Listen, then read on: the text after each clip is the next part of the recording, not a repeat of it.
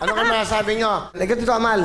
Hindi, magaganda sila, tapos mababait pa. Tapos, yun, malamali na yung mga anak nila. Kaya, Happy Mother's Day po.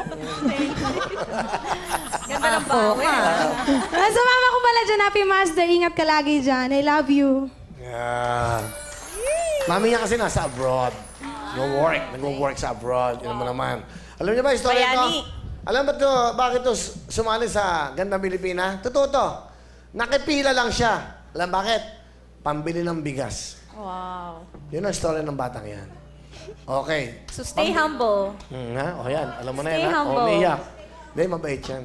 Kasi ang nanay po niya, isang kasambahay. Wow. So, kaya ganyan siya. Hindi niya nakasama. Kaya umiiyak yan eh. Nandun, naglalabaro, nasa abroad. Yun, nagsisilbi dun sa ano. Kaya, pabigyan nyo na, di ba?